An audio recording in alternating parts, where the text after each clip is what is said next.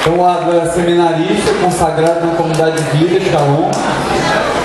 Ele vai dar um testemunho para nós, mas para isso nós precisamos fazer silêncio. Então, se tem alguém conversando perto de você, você pede para ela silenciar. Quem está aos arredores também, certo?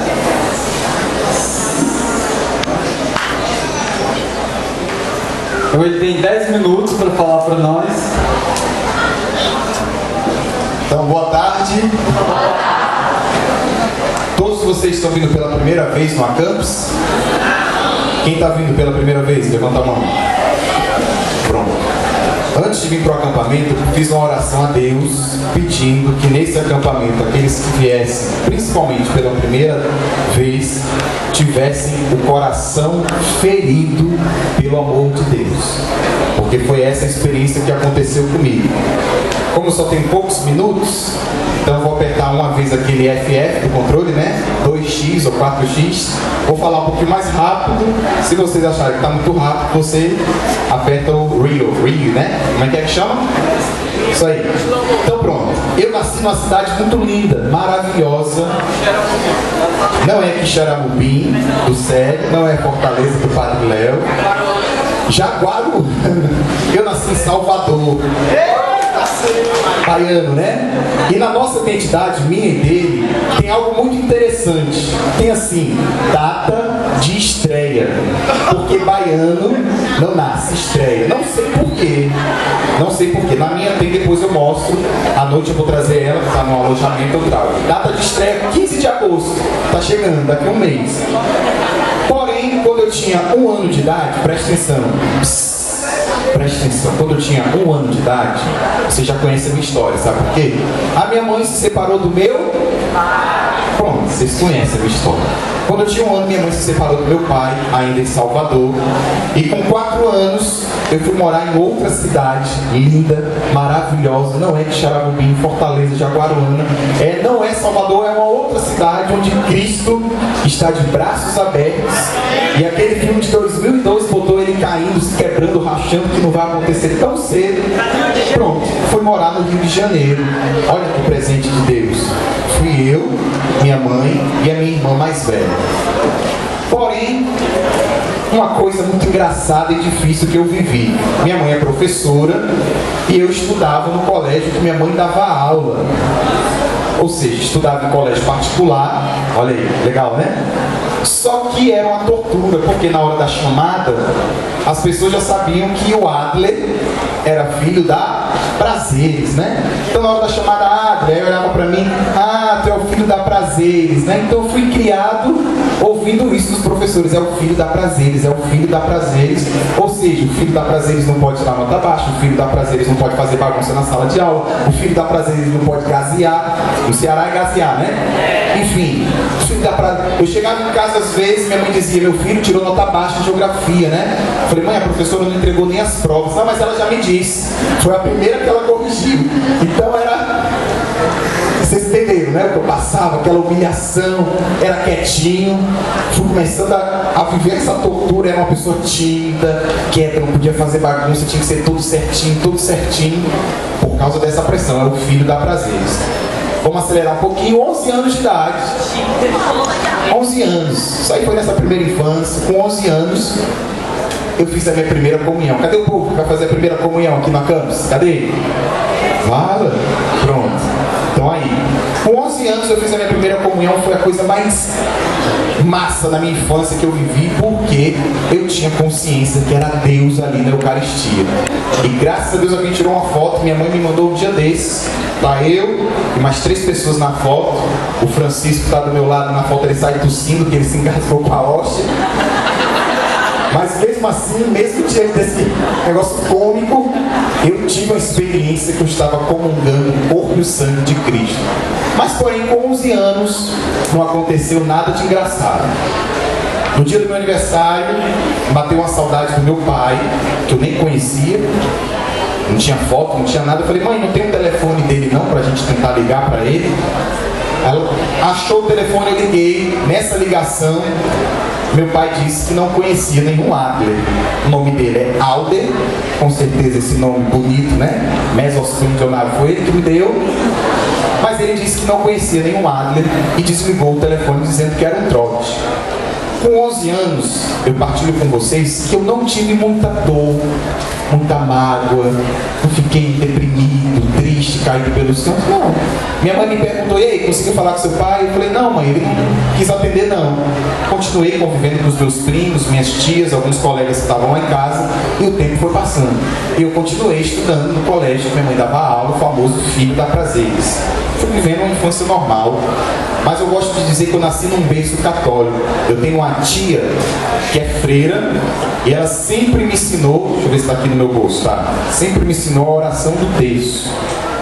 E como ela é freira, a gente sabe que o povo que é religioso é um povo que vive a contemplação, reza a maior parte do dia, e ela tinha uma forma muito bonita de rezar o terço. Nesse primeiro mistério gozoso, nós vamos contemplar Era uma forma que quase desmaiava assim, de tão leveza que era rezar com essa minha tia, que ela era freira. Eu dizia, tia, eu quero rezar igual a senhora. E ela ficava rezando o texto comigo, me ensinou a rezar o rosário. Eu falei, que texto demorado é esse, tia? Não, é o rosário, todos os mistérios da vida de Jesus. Comecei a ter gosto pela Eucaristia, pela missa. Comecei a ir para a missa com os meus 9, 10, 11 anos. E dali nasceu minha vocação para ser padre. Hoje eu sou seminarista. E nessa idade, eu lembro que eu participava da missa, não sei se vocês já foram em alguma paróquia, que tem um lugar lá em cima, que geralmente fica o pessoal com órgão, o pessoal que canta, não tem um lugar lá em cima da igreja? Eu participava da missa lá de cima e quando eu olhava o padre celebrando, tudo que o padre fazia, eu observava e me chamava a atenção. Eu creio que ali já era um sinal do que Deus tinha para a minha vida. Apertando o FF, né? Vamos para os meus 14 anos, o ano da vitória. Não estudei mais, fui transferido para um outro colégio onde minha mãe não dava aula. Não tinha mais uniforme, porque eu não tinha tanta roupa, né? Porque colégio particular, o povo cada dia era uma roupa, né? O pessoal é igual Xuxa, não se repete roupa. E minha mãe, professora, no meu armário, uma porta e 2 gavetas dava para guardar as minhas roupas, né? E ao mesmo tempo foi uma vitória, porque eu ia ser chamado por Adler, não mais Filho da Prazeres. Eu perguntei, como se fará isso, né? Como é que eu vou arrumar tanta roupa para viver o 2º grau, que agora chama de outro nome, né? Os 3 últimos anos. E foram esses 3 últimos anos que eu vivi algo que eu vou partilhar com vocês, porque talvez você esteja vivendo. Eu comecei a querer fazer o que os outros fazem. Eu comecei a querer ter o que os outros tinham. Pretérito perfeito ou imperfeito? Imperfeito, né? Imperfeito. Eu comecei a querer ser o que os outros eram. E essa é a grande, me desculpem, burrada da nossa vida. Comecei a querer imitar as pessoas. Lá na minha sala tinha um povo que sentava lá no fundão. Eu comecei a querer sentar onde? No fundão. O pessoal do fundão não estudava, fazia aquela pesquinha, cola, sei lá como é que vocês chamam, que não tinha o computador para botar na fonte 5, era manual. Comecei a aprender, comecei a ir passando, né? E começaram aquelas brincadeiras na sala de aula, começaram as reclamações, comecei a tirar nota baixa. E aquele pessoal do fundão gostavam de se divertir. Tinha professor que liberava até fumar na sala de aula, fumar cigarro. E o pessoal fumava, né? As meninas faziam biquinho, os brothers faziam uma coisa. Eu falei, rapaz, esse negócio de cigarro aí é legal. Mas ficava na minha só olhando, eu também quero. Deixa que eu já chego aí nessa turma de vocês. Cheguei em casa, né? Ingenuamente, peguei um pedaço da minha folha de fichário, enrolei e ensaiei. Fui na cozinha, acendi o fogão, queimei um pouco o papel que eu enrolei, botei na boca, fiz aquela mesma pose. O pessoal não tosse. O pessoal faz até biquinho. As meninas faziam biquinho. Os brothers faziam um negócio que cortava aqui assim. Saiu umas bolhas, um negócio. Falei, rapaz, que negócio é? Gente, no outro dia já tinha gente me ensinando a fumar. Foi rápido. Tudo aquilo que aquele povo fazia, em pouco tempo estava eu fazendo. Lá no Rio de Janeiro começou o funk. Cadê a bateria? Tá aí? Ah, não. Começou o funk. No começo era legal. Eu só quero ser feliz. O que mais? Andar tranquilamente na favela onde eu nasci. Ó, música de paz, de justiça. Ô, alô, Pirão, alô, alô, Boa Vistão. Era um lugar do Rio de Janeiro. Mas como a Vevé muito bem falou, essa serpente, tudo que começa ela quer se meter. Como ela bem disse, né? Uma coisa que ele não é preguiçoso. Ele se aproveita de tudo. Ele colocou o veneno dele também no funk, onde começaram a denegrir a imagem da mulher. E eu sei que já chegou aqui no Ceará, 10, 15 anos atrás, Cachorra, Au Au, Eguinha, Pocotó, Lacraia e tantas outras músicas que também faziam apologia ao tráfico, apologia às drogas, incentivava a juventude do Rio de Janeiro a usar drogas. As letras, você ouvia aquela letra, aquela batida, tu queria estar vivendo aquilo ali.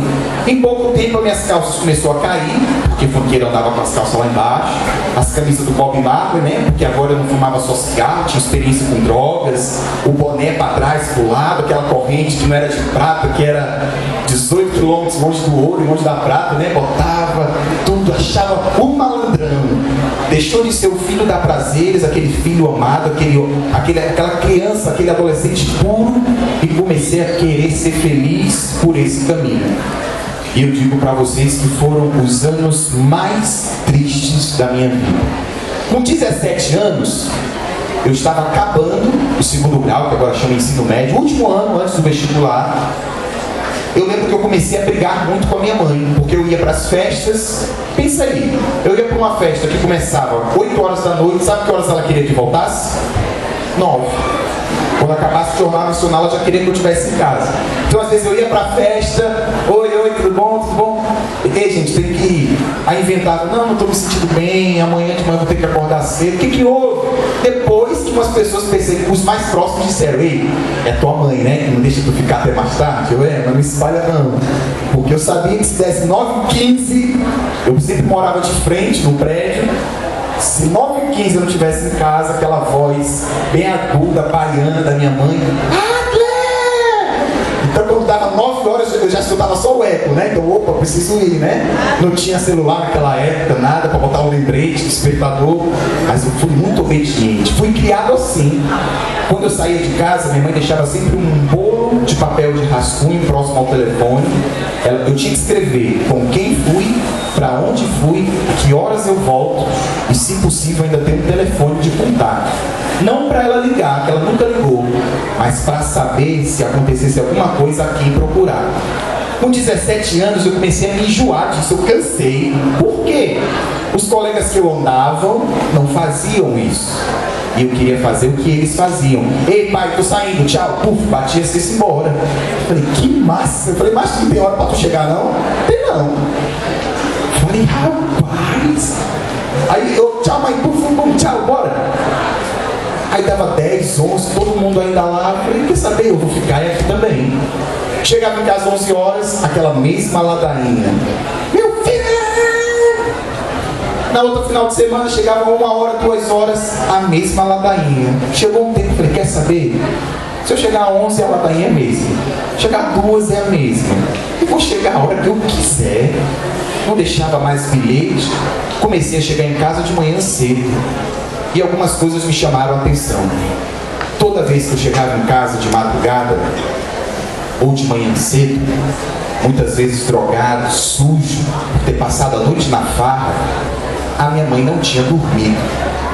Estava lá me esperando.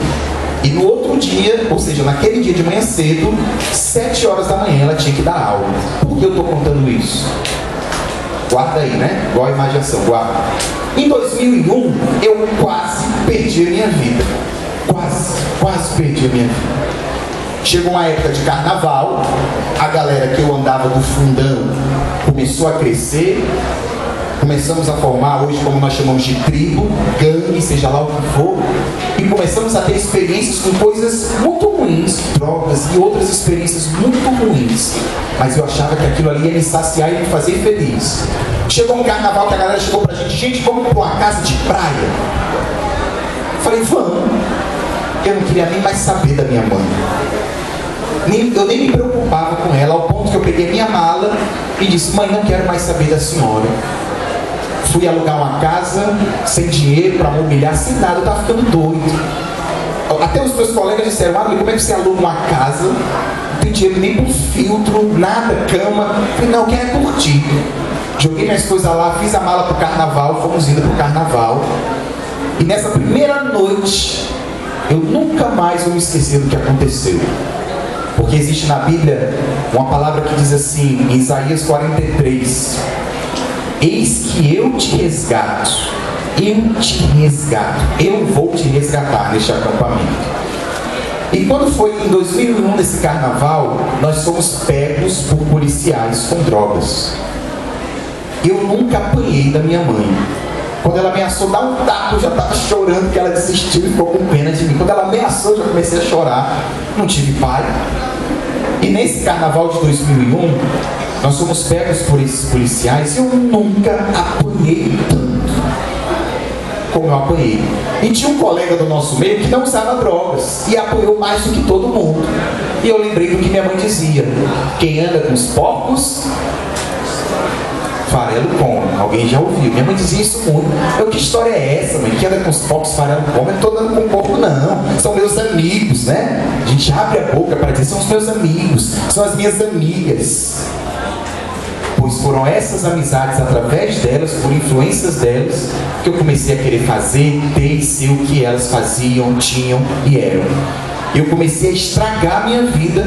E nesse dia que nós fomos pegos, o policial, depois que bateu tanto, com a arma na mão, disse: pronto, levanta um por um e pode sair correndo. Eu era o quinto. O primeiro correu, não atirou.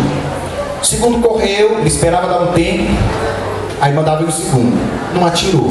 Meu coração agitado, eu chorando, as pernas tremendo, eu falei, pronto. O terceiro foi, nada. O quarto foi, nada de tiro, não matou ninguém. Aí eu fiquei desesperado, não é pra mim não. Eu disse, pronto, guarda as balas tudo pra mim. Foram os quatro, só sobrou o quinto e o sexto, eu sou o quinto. Eu já fui, achando que ia levar um tiro, não atirou. Por que ele não atirou? Porque no carnaval de 2002, essa mesma galera, vamos de novo?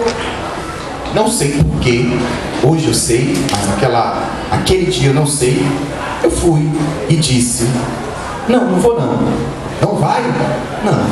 E nessa época eu estava noivo com uma funkeira doidinha que dizia que me amava muito. O amor é tão grande que a gente trocou até a aliança. Hoje eu carrego a aliança de Jesus Cristo. Mas eu até comprei de tão pouco que eu fui, porque não era amor. Não era amor. Trocamos a aliança, juntei meus dinheirinhos, trocamos. Eu te amo, tchutchu, chamava ela de tchutchu, que era a gíria do momento, né? Mas olha o amor, olha como é que é o amor. Nesse carnaval de 2002, eu disse que ia, eu disse, não vou. Ela disse, amor, eu tô indo. E foi. Com os meus amigos, com as amigas dela, e foi, deixa só. Eu olhei pra aliança, a aliança era aquela que tinha os 3 ouros, né? Era bem fininha, não era muito cara não tinha dinheiro pra isso não. Eu tirei essa aliança, amassei. Eu disse, rapaz, ela não me ama. Ela não me ama. Entrei num bar, aí o cara do bar queria me dar uma dose, né? Porque ele sabe que quando a pessoa tá triste, a pessoa quer o refúgio na bebida, na cachaça, na droga. Eu falei, não, eu não quero nada disso. Sentei na mesa, não consumi nada e comecei a chorar. Um vazio, uma angústia, um negócio dentro de mim, uma saudade da minha mãe, aquela mãe que me chamava de escondida da mamãe, aquela mãe que me cuidava tanto, aquela mãe que tinha um zelo por mim, que queria saber aonde eu estava, com quem eu estava, que horas eu ia chegar, aquela mãe que me dizia, meu filho, juízo, meu filho, juízo, meu filho, juízo. Teve um dia que ela falou 8 vezes juízo. E quando eu saí nessa madrugada, foi o dia que eu fui preso. E quando eu cheguei na delegacia, qual era a voz que eu ouvia? Juízo, juízo. Eu falei, meu Deus, e aquela angústia, aquele arrependimento, aquela vontade de chorar, e aí que eu chorava mesmo, e o cara do bar insistindo, não quer não, Mazinha, eu não quero nada. Eu não sabia o que estava acontecendo comigo. Até que eu fechei os olhos e comecei a chorar e tive uma experiência. com a voz de Deus que me disse: meu filho, volta para a tua casa, porque a tua mãe te ama. Volta para a tua casa, porque a tua mãe te ama. Aqui no acampamento a gente ouve muita: Deus me ama, Deus me ama, Deus é amor. Sim, mas a minha experiência com Deus foi através do amor da minha mãe por mim. Porque a primeira coisa que eu lembro, depois quando eu fui escrever, o que eu senti foi essa frase: volta para a tua casa, porque a tua mãe te ama. Eu não te coloquei nesse mundo para você estar aqui nas drogas, no funk, sujo. Eu não te criei para isso. Eu te criei para a felicidade. Eu te criei para você me amar e me servir. E foi muito difícil voltar para a casa da minha mãe, porque eu disse nos olhos dela: nunca mais eu volto para a casa da senhora. Mas eu coloquei o meu orgulho dentro da mala, coloquei todas as minhas roupas sujas, peguei um vazio, deprimido, triste, entrei em casa. Foi aquela surra, né, que minha mãe me deu. Já estava 1 mês fora de casa. Fui direto para a cama, comecei a chorar. Em poucos segundos, aquela mãe que me chamava de escondunga da mamãe, com o mesmo amor, com o mesmo carinho que ela nunca deixou de ter: meu filho, o que é que você tem? E alisava minha cabeça e começava a chorar e lembrar daquela voz: meu filho, a tua mãe te ama. Eu comecei a chorar. Quando eu fiquei calmo, eu disse: mãe, eu preciso de ajuda.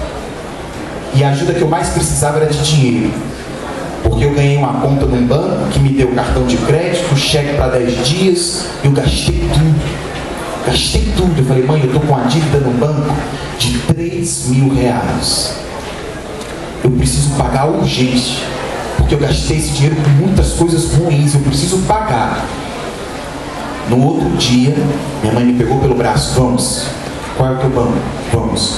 Foi no banco dela, pegou aquela poupança que eu não sei quantos anos ela juntou, que é professor, para guardar dinheiro.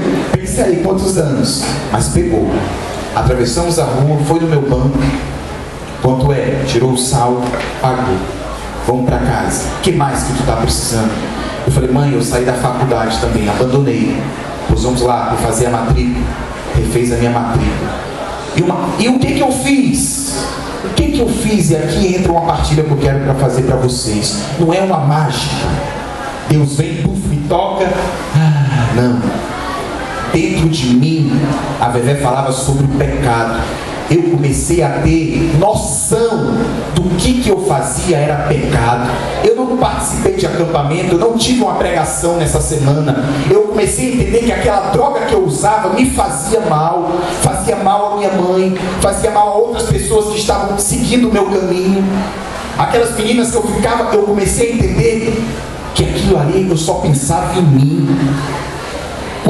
Quantas meninas eu feri com o meu egoísmo, com o meu individualismo, achando que... E aquela disputa aí ficou com quantas? Quantas coisas eu fui fazendo e fui percebendo: meu Deus, isso não é para mim. Eu não quero mais. E eu comecei a pegar esse meu texto. E aqui eu queria motivar todos os jovens do acampamento a terem esse grande instrumento. Não sei se na livraria tem para tudo, mas assim que sair daqui, peçam o texto dos servos do seminário. Isso aqui eu dou depois para quem quiser, porque foi um grande instrumento de Deus.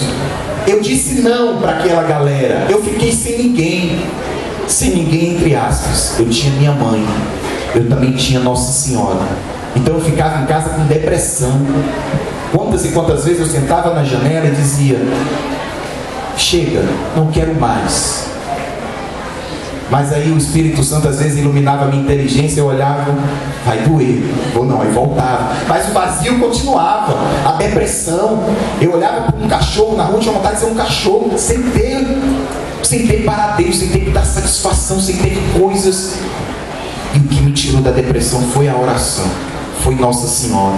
Eu comecei a voltar para a missa aos domingos, que eu nunca tinha deixado de ir. Minha mãe sempre me levou para a missa aos domingos, era quase uma lei. Todo domingo, 6h30, na paróquia lá perto de casa, eu ia para a missa. Passava a missa de joelho pedindo: Senhor, me tira essa angústia, me tira essa depressão, eu preciso voltar a viver. Eu ficava na faculdade ali, eu não entendia nada. Eu chegava em casa, aquela angústia, desespero, o telefone tocava, ficava quase pânico. amigo, eu achava que eram aqueles meus amigos do mundo. E eu comecei a atender aqueles meus amigos. Ah, hoje vai ter baile e tal, vamos. Na primeira ligação eu desligava. Na segunda ligação eu tinha coragem de dizer, eu não vou. Por quê? Não vou. E desligava. Bastou uma semana, na outra semana quase ninguém mais me procurava. Foi quando Deus colocou um anjo na minha vida e me levou para um grupo de oração.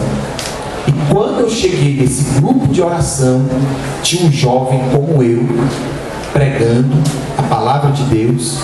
E aqui eu quero que vocês depois peçam para os servos lerem, você pode ter acesso à Bíblia e ler, Isaías 43. E aquele jovem no grupo de oração lia a passagem Isaías 43 e eu começava a chorar. Porque o que diz essa passagem? Meu filho, tu és meu, eu te chamo pelo nome, eu te criei, eu sou o teu Deus, eu sou a tua felicidade, eu te amo, eu troco reinos por ti, eu te aprecio, tu és precioso a meus olhos. Eu que estava saindo do mundo, tendo feito muitas coisas erradas, e aqui entra o que a Amy dizia ontem sobre o amor de Deus. Às vezes nós achamos que Deus não nos ama porque fazemos coisas erradas, porque estamos nas drogas, estamos distantes de Deus, estamos indiferentes a Deus, mas ali eu tive uma experiência que eu era precioso para Deus e também para minha mãe. E foi nesse grupo de oração que foi crescendo esse amor pelas coisas de Deus.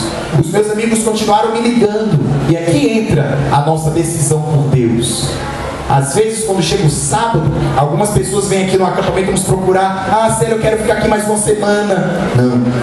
Nós precisamos sair daqui para testemunhar para aqueles que nos viram distante de Deus, que nós encontramos nessa semana a nossa felicidade.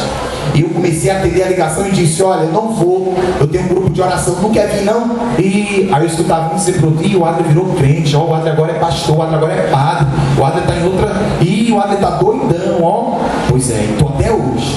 Há 7 anos eu estou nessa doideira, nessa aventura, mas eu digo para vocês, é a aventura mais gratificante da nossa vida. Porque em nenhum momento eu deixo de pensar do quanto eu sou amado por Deus. Foi quando eu conheci o Shalom em 2003, no Rio de Janeiro. Comecei a participar de grupo de oração, conheci a Canção Nova em São Paulo. Tudo que era de Deus eu ia, tudo que falava de Deus eu ficava tendo uma sede por Deus. Sabe por quê? Tudo aquilo que eu busquei nas drogas, no sexo, nos funk, todas as outras coisas, o que eu mais buscava é o que você também busca muitas vezes: a felicidade, a verdade. E eu descobri que essa felicidade é uma pessoa. A Vevé falava que a salvação é uma pessoa, eu acrescento, a felicidade é uma pessoa, a esperança é uma pessoa, é Jesus Cristo. E quando eu conheci Deus, e eu termino dizendo, um dos maiores dons que Deus me deu foi o dom do perdão. Eu descobri, após a minha experiência de Deus, que no meu coração tinha uma pessoa morta. Quem era essa pessoa? Meu pai. Eu descobri que no meu coração tinha uma grande revolta. Eu comecei a cobrar da minha mãe aquilo que ela nunca poderia me dar, a presença paterna. Eu queria que ela me tratasse como um pai me trataria. Porque não é assim? Os homens, quem aqui tem pai e mãe em casa? Os homens. Às vezes, quando você pede para sair ou quer conversar, não pede ao pai. Eu via isso nos meus amigos. E quando eu chegava para pedir para ir para uma festa para minha mãe, eu não esperava nem a resposta, porque eu já sabia que era uma resposta. Eu cobrei da minha mãe aquilo que ela nunca poderia ter me dado. E quando eu fui para um retiro parecido com esse, eu me ajoelhei, fechei os olhos e Deus me mostrava um senhor muito velho. Eu comecei a chorar e Deus me mostrava que essa pessoa velha era o meu pai. Eu não via o semblante, os traços, mas eu sabia que era um velho. Eu comecei a chorar e dizia: pai, eu te amo. Pai, eu te perdoo. Era difícil eu conseguir falar isso. Chorava, chorava, chorava. E eu percebia que foi uma grande libertação que aconteceu naquele dia. Eu fiz um pedido para Deus em 2004. Eu já tinha entrado para a comunidade Shalom. E quando eu fiz esse pedido para Deus, eu falei, olha, hoje eu sinto uma paz que eu nunca experimentei. Nunca. Mas se tu quiseres, me deixa conhecer o meu Pai, para eu dizer nos olhos dele que eu perdoei, que eu amo e que eu sou feliz mesmo sem ter tido a presença dele na minha vida. Nos momentos mais difíceis que eu queria um pai, eu não tinha, mas Deus me deu essa graça de perdoar. Em 2005 eu continuei pedindo e me ligaram e disseram, Adler, achamos o teu pai, quer ir vê-lo? Quero. Liguei para ele, a mulher que já estava com ele disse, olha meu filho, ele não quer saber de você e nem dos outros filhos, mas se você quiser vir, pode vir. Eu falei, não, eu não quero nada dele, só quero conhecê-lo. E quando eu cheguei na casa dele, a mulher dele me atendeu, a mulher que estava com ele disse, olha, ele está saindo do banho, espera aqui. E quando sai do banho, sai aquele senhor muito parecido com aquele que eu tinha visualizado naquele momento de oração, de fralda, bem velhinho, e entra no quarto, senta na cama. Aí a moça que cuidava dele disse, pode entrar. Quando eu entrei no quarto, fui eu e minha prima, eu falei, olha, tira bastante retrato, porque não era foto, não era aquelas máquinas, tira bastante retrato, porque eu acho que é a última vez que eu estou vendo meu pai. Ele estava com 88 anos, estava com aquela doença que a pele vai descascando, ficando branca. E eu não tinha dúvida que era o meu pai, porque eu olhei o cabelinho do lado, olhei essas orelhazinhas bem grandes, falei, é o meu pai, é o meu pai. E no meu coração aquela alegria, obrigado Jesus, obrigado porque eu estou diante daquele que estava há tantos anos morto dentro de mim. Eu estou diante daquele que me fez muitas vezes ficar revoltado e ir para o mundo, ir para as drogas e para tantas coisas erradas. Eu dizia para ele, pai, estou muito feliz por estar aqui. Parecia que era uma mosca do lado dele. Eu falei, pai, tá tudo bem? Ele, tá. Não falava nada. Consegui tirar uma foto, fiz uma cosquinha nele, ele conseguiu fazer assim para a foto. Foi a única foto que ele está saindo sorrindo assim. E esse foi o maior presente que Deus me deu. Ele me perdoou, Ele te perdoa, e Ele nos dá essa graça de perdoar tantos outros que nos ofenderam. E termino dizendo para vocês, tudo que eu buscava no mundo, na internet, nas drogas, nas festas, em tantos outros prazeres, o que eu buscava era felicidade. E hoje eu testemunho para vocês que essa felicidade muito concreta é uma pessoa. Por isso, feche os seus olhos. Feche os seus olhos. E há uns 3 anos atrás, eu comecei a cantar essa grande verdade. Eu peço a Deus que todos os dias da minha vida, ao acordar e ao dormir, essa verdade fique sempre viva no meu coração. Deus é a minha felicidade. Nós vamos ouvir e depois vamos cantar forte que Ele é a nossa felicidade. Deus é a minha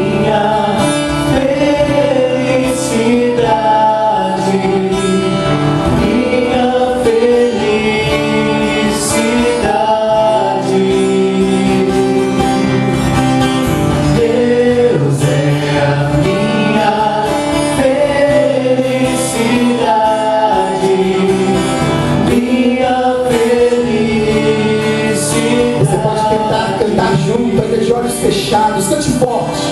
Deus, se você quiser erguer os seus braços, diga isso com fé. Minha felicidade. Nós podemos ficar de pé e cantar essa grande verdade, aquilo que nós buscamos. Deus é a minha. Fique de pé, erga os seus braços e diga isso. Deus é a minha felicidade. Nós podemos cantar forte, Deus.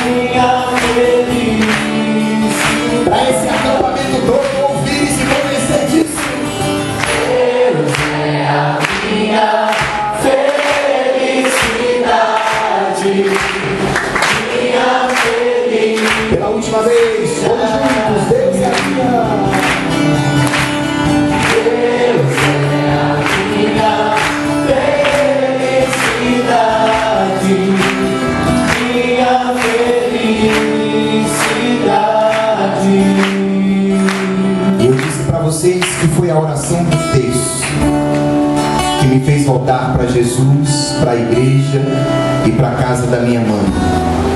Minha mãe sempre colocava uma oração próximo a um ícone de Nossa Senhora. E uma vez eu peguei o bilhete e estava escrito: Nossa Senhora, traz o meu filho de volta. E se eu descobri a felicidade foi porque Maria, ela nos trouxe a felicidade que é Jesus. Estenda sua mão direita e antes de nós rezarmos esta Ave Maria, no silêncio do seu coração, qual é a sua dor hoje? Talvez você tenha no seu coração uma revolta por causa da sua mãe ou do seu pai. Talvez você esteja hoje com depressão, sem sentido. Mas pela graça de Deus, nesses dias tem brotado uma esperança. Mãezinha, tu que és mãe da esperança, intercede por nós, por cada um. Ajuda-nos a descobrir que a felicidade é Jesus. Ave Maria, cheia de graça, o Senhor é convosco. Bendita sois vós entre as mulheres, bendito é o fruto do vosso ventre, Jesus. Santa Maria, Mãe de Deus, rogai por nós pecadores, agora e na hora de nossa morte. Amém. Nossa Senhora, Rainha da Paz, em nome do Pai, do Filho e do Espírito Santo. Sem fazer barulho, senta aí onde você está. Senta aí rapidinho, em silêncio.